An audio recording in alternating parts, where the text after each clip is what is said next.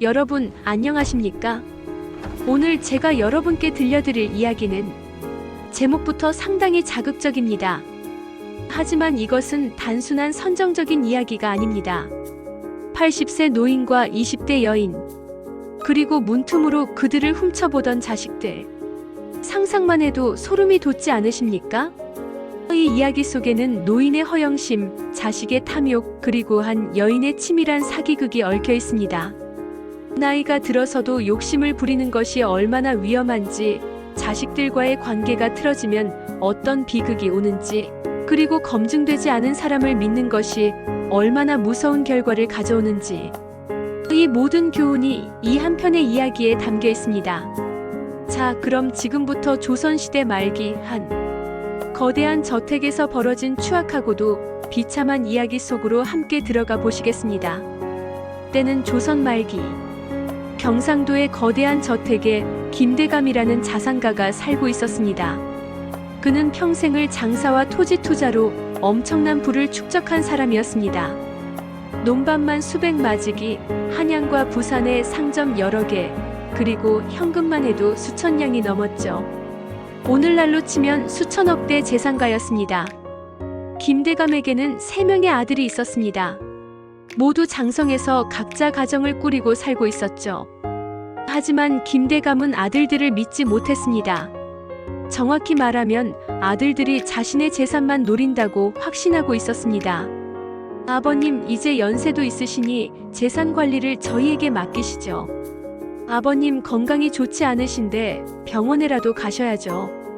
아버님, 유언장을 정리하시는 게 어떨까요? 자식들이 이런 말을 할 때마다 김대감은 이를 갈았습니다. 저놈들, 내가 죽기만을 기다리는구나.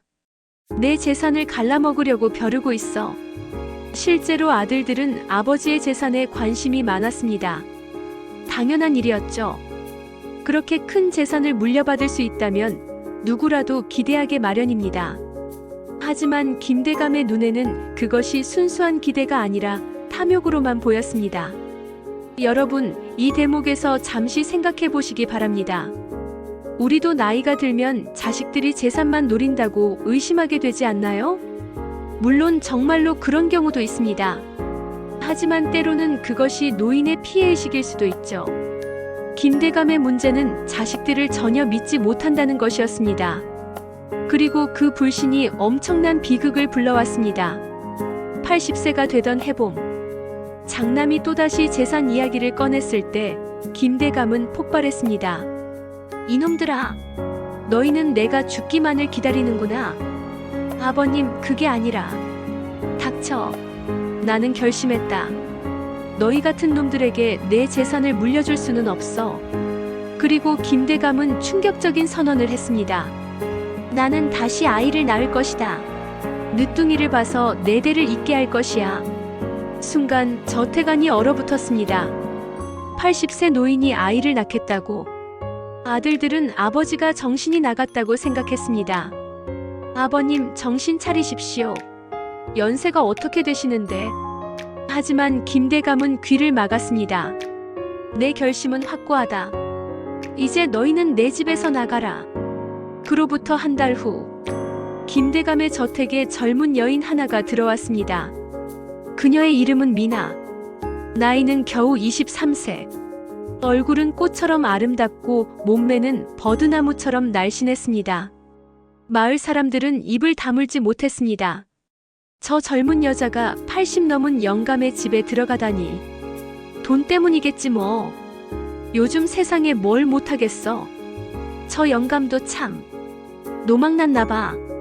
하지만 김대감은 전혀 개의치 않았습니다. 그는 미나를 정식 안방마님으로 앉혔습니다. 그리고 온갖 좋은 것들을 다 갖다 바쳤죠.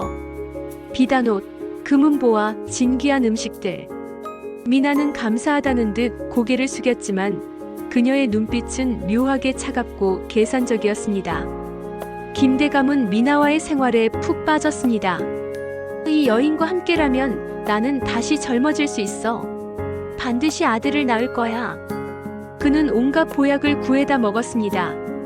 인삼, 녹용, 심지어 불로초라는 괴상한 약초까지.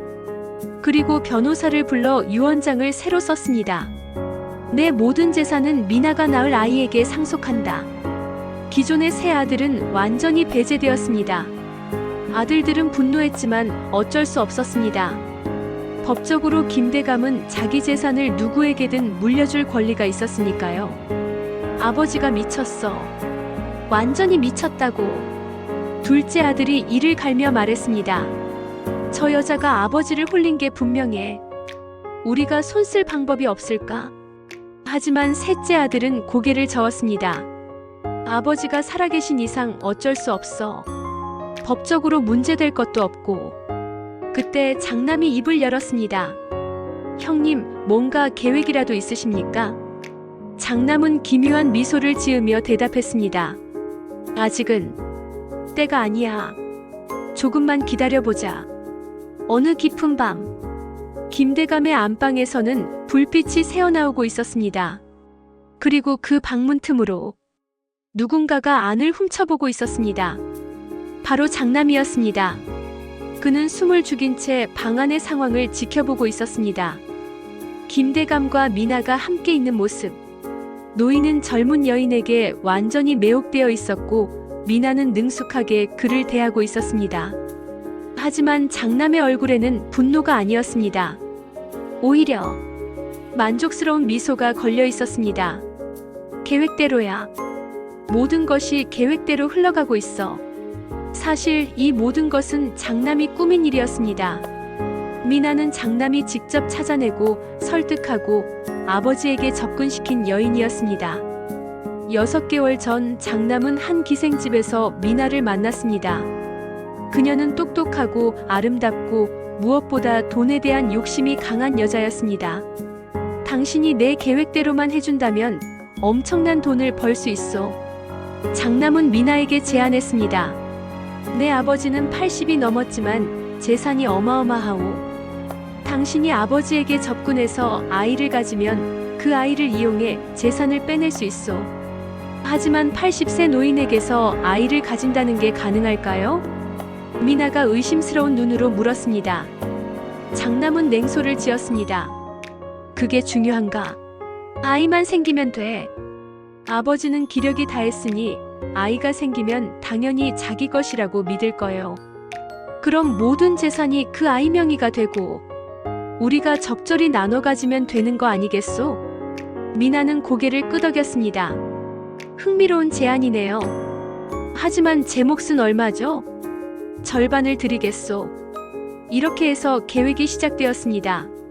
장남은 일부러 아버지 앞에서 재산 이야기를 꺼내 분노하게 만들었고 그 틈을 타서 미나를 소개했습니다. 아버님, 제가 아는 여인인데 품행이 단정하고 조선의 여인으로서. 물론 김대감은 아들의 제안을 거부했지만 우연을 가장해 미나와 마주치게 만들었습니다. 그리고 김대감은 예상대로 미나에게 빠져들었습니다. 완벽해. 이제 아이만 생기면. 장남은 문틈으로 방안을 보며 비웃었습니다. 여러분, 이 장면을 상상해 보십시오. 자식이 아버지를 속이기 위해 여자를 보내고 그 모습을 문틈으로 훔쳐보며 미소 짓는 모습. 인간이 탐욕에 눈이 멀면 이렇게까지 추악해질 수 있습니다. 석 달이 지났습니다. 그리고 마침내 미나가 임신을 했다는 소식이 들려왔습니다. 아이를 가졌습니다. 의원의 말에 김대감은 하늘을 우러러 소리쳤습니다. 하늘이시여, 감사합니다. 이 늙은이에게 다시 한번 기회를 주셨군요. 김대감은 대성통곡하며 기뻐했습니다. 마을 전체에 잔치를 벌였고 가난한 사람들에게 쌀을 나눠줬습니다. 내 아들이다. 내 진짜 아들이 태어날 것이다. 그는 3명의 아들을 불러 선언했습니다. 이제 너희는 남이다. 이 집에서 나가라. 내 모든 재산은 태어날 이 아이가 받을 것이다. 아들들은 경악했습니다. 아버님, 제발 정신 차리십시오. 우리는 아버님의 친자식입니다. 어떻게 이럴 수가. 하지만 김대감은 단호했습니다. 너희는 내가 죽기만을 기다렸다. 하지만 이제 나는 다시 태어난다. 내 진짜 아들이 모든 것을 이어받을 것이다. 세 아들은 울분을 삼키며 저택을 떠났습니다. 특히 장남은 기묘한 미소를 지으며 중얼거렸습니다.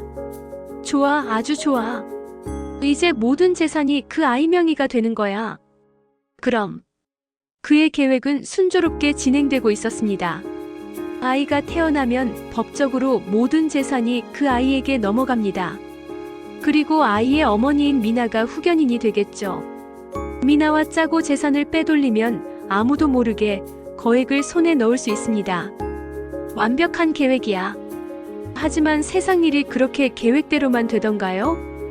드디어 아이가 태어나는 날이 왔습니다. 김대감은 방문 밖에서 초조하게 기다렸습니다. 응애, 응애. 아기 울음소리가 들렸습니다. 아들입니다. 건강한 사내 아이를 낳았습니다. 산파의 외침에 김대감은 기쁨에 겨워 방으로 뛰어들어갔습니다. 내 아들, 내 아들을 보여다오. 하지만 산파가 건넨 아기를 본 순간 김대감의 얼굴이 굳어졌습니다. 아기는 갈색 머리에 푸른 눈을 가지고 있었습니다. 조선 사람이라면 절대 가질 수 없는 외모였습니다. 이게 무슨... 김대감의 손이 떨리기 시작했습니다. 그 순간 밖에서 지켜보던 장남도 창백해졌습니다. 뭐야? 이게 무슨 일이야? 장남도 전혀 예상하지 못한 상황이었습니다.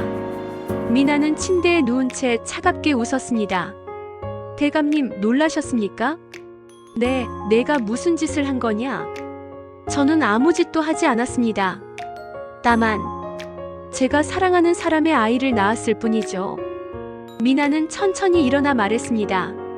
제 남편은 서역에서 온 상인입니다. 우리는 진작부터 사랑하는 사이였죠. 대감님과 그쪽 아드님이 저를 이용하려 했지만 저도 두 분을 이용했을 뿐입니다. 순간 방 안의 모든 사람이 얼어붙었습니다. 뭐라고? 장남이 방으로 뛰어들어왔습니다. 내가 무슨 소리를 하는 거야? 미나는 냉소를 지었습니다. 당신도 속은 거예요, 도련님. 아니, 전 장남님이시죠? 저를 이용해서 아버님의 재산을 빼먹으려 했던 당신 말입니다. 이 인연이... 하지만 미나는 이미 모든 것을 준비해두고 있었습니다. 제가 여기 있는 동안 대감님의 금고 열쇠를 복사해두었습니다. 그리고 도련님이 숨겨둔 비자금 통장 정보도 다 빼돌렸죠. 뭐? 어젯밤 제 남편이 이미 모든 돈을 빼서 항구로 떠났습니다. 저도 이제 떠날 겁니다. 미나는 여유롭게 옷을 챙겨 입었습니다. 감사했습니다, 대감님. 그리고 도련님도요. 두 분 덕분에 평생 먹고 살 돈을 벌었네요. 인연을 당장 잡아라. 하지만 이미 늦었습니다. 미나는 뒷문으로 도망쳤고 김대감은 그 충격으로 그 자리에서 쓰러졌습니다. 김대감은 뇌졸중으로 쓰러져 전신마비가 되었습니다. 말도 할 수 없고 움직일 수도 없었습니다. 오직 눈만 끔벅일 수 있을 뿐이었죠. 장남은 사기범죄의 공범으로 몰려 관가에 끌려갔습니다. 미나와 짜고 아버지를 속인 것이 드러났으니까요. 나머지 두 아들은 아버지를 돌보기를 거부했습니다. 형님이 저지른 일입니다. 우리는 상관없어요. 아버지가 우리를 내쫓으셨잖아요. 이제 우리는 남입니다. 결국 김대감은 초라한 요양원으로 옮겨졌습니다. 수천억 재산가였던 그는 이제 아무도 찾지 않는 차가운 침대에 누워 있습니다. 천장만 바라보며 눈물을 흘리는 것이 그가 할 수 있는 유일한 일이었습니다. 내가 왜 이렇게 되었을까? 욕심을 부리지 말았어야 했는데, 자식들을 믿었어야 했는데, 하지만 이미 모든 것이 늦었습니다. 그의 방벽에는 미나의 초상화가 걸려 있습니다. 요양원 직원이 실수로 걸어둔 것인데 아무도 떼어주지 않습니다. 그 초상화 속의 미나는 김대감을 비웃는 것처럼 보입니다. 여러분, 이 이야기를 들으시고 어떤 생각이 드시나요? 분노하십니까? 슬프십니까? 아니면 씁쓸하십니까? 이 이야기는 우리에게 많은 교훈을 줍니다. 첫 번째 교훈, 나이에 맞지 않는 욕심은 독이 된다. 김대감은 80세에 다시 아이를 낳으려 했습니다. 이것은 자연의 이치를 거스르는 일이었죠. 물론 의학이 발달한 요즘은 고령에도 아이를 가질 수 있습니다. 하지만 그것이 욕심에서 비롯된 것이라면 문제가 됩니다. 나이가 들면 욕심도 줄여야 합니다. 더 많은 돈, 더 큰 권력, 더 젊은 배우자. 이런 것들을 추구하다가는 김대감처럼 모든 것을 잃을 수 있습니다. 두 번째, 교훈 자식을 믿지 못하면 더 큰 화를 부른다. 김대감은 자식들을 전혀 믿지 못했습니다. 물론 자식들도 재산에 관심이 있었겠죠. 하지만 그들을 완전히 배제하고 낯선 여자를 믿은 것은 큰 실수였습니다. 가족 간의 신뢰가 무너지면 외부인이 그 틈을 파고듭니다. 김대감이 자식들과 솔직하게 대화하고 합리적으로 재산을 분배했다면 이런 비극은 일어나지 않았을 겁니다. 세 번째, 교훈 탐욕은 탐욕을 부른다. 장남의 탐욕도 문제였습니다. 그는 아버지의 재산을 빼앗기 위해 여자를 이용했습니다. 하지만 그 여자는 장남보다 한 수 위였죠. 탐욕은 탐욕을 부릅니다. 그리고 결국 모두가 파멸합니다. 네 번째, 교훈 검증되지 않은 사람을 함부로 믿지 마라. 미나는 처음부터 사기꾼이었습니다. 하지만 김대감도 장남도 그녀를 제대로 확인하지 않았습니다. 나이가 들면 외로움 때문에 누군가에게 쉽게 의존하게 됩니다. 하지만 그 사람이 정말 믿을 만한 사람인지 반드시 확인해야 합니다. 특히 재산이 관련된 문제라면 더욱 신중해야 합니다. 김대감의 이야기는 비극입니다. 하지만 이것은 남의 이야기가 아닙니다. 우리 주변에서 혹은 우리 자신에게도 일어날 수 있는 일입니다. 욕심을 부리지 마십시오. 자식을 믿으십시오. 낯선 사람을 함부로 믿지 마십시오. 그리고 나이에 맞는 삶을 사십시오. 김대감은 모든 것을 가졌지만 모든 것을 잃었습니다. 여러분은 그렇게 되지 마시기 바랍니다. 오늘 이 이야기가 여러분께 작은 경고가 되었기를 바랍니다. 감사합니다.